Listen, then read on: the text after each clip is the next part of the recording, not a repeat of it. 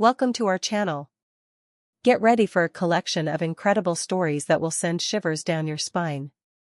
If you love mystery and horror, don't forget to like this video and subscribe to the channel. It really helps us bring you more thrilling content. Now, turn off the lights, get comfortable, and let's dive into the stories. Why don't you turn down your music? What are you saying? I'm saying, turn it down. Your music. Your music. I can't hear anything. A gray pickup truck speeds down the road, blasting heavy music. Two brothers, just left town for a nice vacation in the country. Sam, the one who kept the music going, was singing along to the song, tapping his fingers rhythmically on the steering wheel. Richard had to put up with it all, enjoying the view out the window. Sure, he liked hard rock, but the volume was already making his head crack. There was no getting through to Sam, he was in his own world, just the road and the music. Summer is a wonderful time. Even though the sun was already hidden behind the horizon, it was still bright outside. A nice cool breeze blew the pleasant scent of leaves into the cabin. The warmth that had accumulated during the day was not going to leave until the night. And what could be better than camping at this time of day? You know why I love nature? Sam started, turning down the music. I can't imagine, Richard sounded relieved. You can listen to the music at full volume, Sam smiled broadly, and once again one of Slayer's songs was playing at full volume. Oh God. The city is left behind, now the guys are under the power of the forest. We'll be there soon enough, Sam informed them. It's almost dark, Richard covered his eyes, leaning his forehead against the glass. It's summer, it's not so dark at night. I know. It's just that all this traveling is so tiring. You'll have to be patient, just a little longer, and we'll be there. As we rounded the next corner, a figure came into view. A hunched, medium-sized silhouette crossing the road. Sam, look. Oh, shit. A squeal of brakes, the car almost hit the mystery pedestrian. After traveling a little farther, the car stopped. Who was that? Did we hit him? Richard was outraged when he opened the door. We shouldn't, Sam jumped out of the car and stood up, his eyes wide with horror. The pedestrian he'd almost hit was a humanoid frog. Peeking out of the bushes, the creature looked at the people, clearly frightened of what had happened. What is it? Richard wiped his eyes, not believing what he was seeing. I don't know, and I don't want to know. Sam jumped into the car as fast as he could. Richard followed. As soon as the truck started, Sam looked in the rearview mirror. Something came out of the bushes, giving the boys a look. Richard tried not to look, but his head turned back. They drove the rest of the way in silence. The mood had changed sharply to a depressed one, and the desire to rest in nature had dried up. They were afraid to look around, at the forest, where one of those human-sized, upright frogs might be lurking. Sam didn't immediately notice how the gasoline was almost at zero. Driving past a gas station, that's when he noticed. Richard immediately got out of the car as Sam began to fill the tank. He wandered along the racks, fear showing in his appetite. His thoughts were jumbled, his eyes running over the various appetizers, taking whatever came to hand. Did you hear that? The Quakers are showing up again. At your age, to believe such nonsense. It's true. I saw them too. Oh, come on, that's enough. You'll scare the customers away with your scary stories. Richard peeked out from the rack to look at the people talking. 3 men, one of them a cashier, the other 2 looked like typical hunters. A couple of days ago, a whole crowd had jumped out onto the road, swarming Arthur's car, so he'd had an accident. Arthur should have had his windows cleaned properly, then he wouldn't have hit that tree. Jesus, Mark, you know him, he always looked after his car. While the talkers were arguing, Richard went to the cash register. The cashier was punching out merchandise as he continued to argue with his companions. Richard listened intently to their conversation, growing more and more fearful in his heart. Those Quakers, those big frogs, just the thought of the reality of their existence, made his knees shake. After paying, Richard almost ran out of the store, heading back to the pickup. "Did you pay for the gas?" Sam doesn't immediately notice the food in his brother's hands. "Uh-huh," Richard answered briefly. "What are you so worried about?" "Nothing. Let's just go back to town. Let's get something to eat first." The truck pulled away from the gas station and pulled to the side of the road. Sam carefully picked up a pack of chips and juice. Richard, meanwhile, wasn't about to start the meal. He stared out the window, into the darkness of the forest, afraid to see the face of that green thing. "Why aren't you eating?" "I'll eat at home." "Look, bro, maybe we're imagining things. If not, it's just some dude in a hyper-realistic frog costume, taking a walk in the woods. Probably escaped from some convention." "I don't know what to think, Sam. Two hunters at the store were talking about some Quakers." "Oh, my God, you believed the stories of alcohol-addled non-hunters." Richard just sighed heavily, determined to get on with the chips. The boys ate their snacks in silence, and turned back toward town. Several pairs of eyes from the woods were watching the pickup truck as it drove away. "Quakers is a funny name, isn't it?" Sam grinned. "It's like something out of a children's cartoon. You know, from the morning programs for toddlers, that's what the characters are called." "You know." Richard listened silently to what his brother was saying, falling asleep. He didn't think about what had happened. He wanted to get home as soon as possible, but the squeal of brakes brought him back to the real world. "What happened?" Richard asked tiredly, focusing his eyes on the road. Ahead stood a crowd of giant frogs. They were looking at the pickup truck with a kind of curiosity, making a clear quacking sound, like the most ordinary frogs. They kept at a decent distance, still a little afraid of the car. The guys watched them in horror, unable to say anything.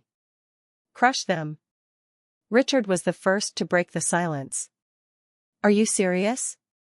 Sam shook his head, not wanting to believe what was happening. "I said fucking crush them." Sam pushed the gas pedal all the way down. The pickup went straight at the Quaker. A couple of them were knocked down, the others jumped on the car, making Sam unable to see the road, and the truck slammed into a tree, crushing one of the greens. For a moment, the brothers were unconscious. The sound of a klaxon broke the forest symphony. Smoke was billowing from under the hood, the pickup unable to drive any further.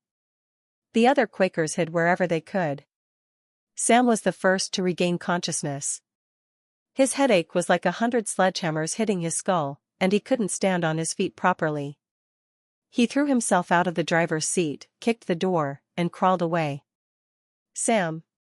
Sam. Sam, are you alive?" came his brother's voice. Richard was pinned down, his left leg wounded, he couldn't get out himself. Sam looked bewildered at his brother squirming in pain, trying to sort out his thoughts.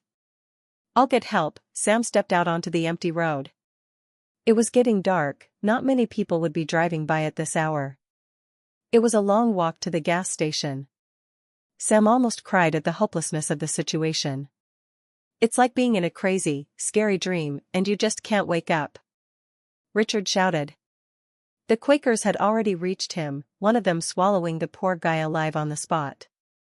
Sam didn't have time to save his brother. He hid behind a tree, watching Richard's legs twitch, his face and palms standing out through the skin of the upright frog. He was still fighting for life. After a couple minutes and his legs were gone, there was no way to save the guy. "God save and keep." Sam crossed himself and ran out onto the road again. He ran and ran, as long as he could keep up, not knowing where he was going. No one was following him, and Sam heard no sounds of frogs' paws slapping or croaking. A hope of salvation flared up in him. Suddenly, at any second, the headlight of a passing car would appear, but it did not happen. His legs were getting wobbly, his strength was leaving him. Sam wasn't running anymore, he was shuffling, falling at every step. A couple more meters, and Sam fell, unable to feel his body. Fatigue had taken its toll, there was no more hope. At the last moment, headlights flashed in the distance. Sam struggled to get up, peering around. For a moment he thought he was imagining things. But no, someone was coming in his direction. The boy crawled to the curb. Soon enough a car would pass, he would be rescued. Someone grabbed his legs. Sam turned around. He didn't even scream. A green monster, a human-sized frog, dragged him into the woods, moving freely on its hindquarters. The car sped past, the driver not even realizing he had almost witnessed another Quaker feast. In the bushes, a fight had just begun between two humanoid amphibians for prey. And that was just one chilling tale, but we're not done yet. Get ready, because the next story might be even more terrifying. Semyon was lying on his bed on his phone, scrolling through the newsfeed. It was already late, so he decided to stop the pointless scrolling and fall into a blissful sleep, thankful that tomorrow was his day off. Putting the phone on the nightstand, he closed his eyes and fell into bed contentedly. In his head he began to think about future events, a trip to the countryside to his parents, going to the MFC to change his passport, and much more. However, Semyon pushed these thoughts away, deciding that these things were not a big problem. After that he switched to thoughts about his other half. He began to remember the moments of their today's meeting, berating himself for his behavior. He also remembered one incident from his childhood. After about half an hour of digging in his memory, Semyon decided that it was necessary to stop and firmly decided to free his mind from any thoughts. He stretched, took a more comfortable sleeping position and prepared to make a second journey into the realm of dreams. He couldn't get rid of the thoughts that were popping into his head, but they seemed vague, and everything was going to make Semyon fall asleep. However, at one moment his heart began to pound frantically. Then he realized that the dream had completely dissipated. After turning over, Semyon became very angry. He had heard that a strong cough could help with tachycardia. He tried this method, and it did work. But not for long. It was already the third hour of Semyon's desperate struggle to sleep. In addition to the tachycardia, the intrusive clanging of the wall clock added to the irritating factors. Semyon almost lost his temper, but then he remembered that the wall clock had not worked for 3 months, because of a dead battery. At first, he was a little frightened, but then quickly came up with a not quite rational explanation. Maybe something has responded in them, tomorrow we'll have to look at it. 10 minutes later, he heard a heavy coughing sound that rattled the whole apartment. It frightened him more than the clatter of the clock, but the explanation came just as quickly. The noise insulation is terrible, the neighbor is coughing now. His heart began to beat even harder, despite the rationalization of what was happening around him. Semyon decided that he was unlikely to fall asleep and reached for the phone, which had been lying on the nightstand all this time. Finding the phone, Semyon accidentally knocked it off the nightstand, and it fell to the floor with a crash. Semyon cursed and reached his hand to the floor to fumble for the phone. However, he couldn't find it, so he decided to turn on the light in the room. He got out of bed, pressed the switch, but the light did not come on. Semyon was ready to panic, but quickly realized that the light was probably off. He immediately fell into bed, covering himself with a blanket. The sound of the wall clock faded. The phone on the floor began to vibrate. Semyon didn't want to get out of bed. His heart began to pound even harder, but he decided to wait until the phone was silent. After a while, the phone went silent. There was no clanging of the wall clock, nor was there any loud coughing from the neighbors. Semyon's pre-sleep state returned to him, and he almost convinced himself that everything that had happened was just the fruit of a ridiculous coincidence. With this thought, he fell asleep. Waking up sometime in the afternoon, Semyon picked up the phone that had fallen during the night and saw one missed call from an unknown number. His first thought was to call it, because despite the fear he had experienced, his curiosity got the best of him. But Semyon decided that it would be better to forget about the whole story. Except to look at his watch. Semyon went into the kitchen. He took off the wall clock and put it on the sofa to remove the battery. As soon as he opened the lid, his eyes blurred and he fell down, unconscious. Semyon woke up in the night. In his bed. The phone was vibrating on the floor. His heart was beating strongly. Semyon, overcoming his fear, decided to pick up the phone and answer the unknown number. "Do not touch the clock," said the mechanical voice on the other end of the wire.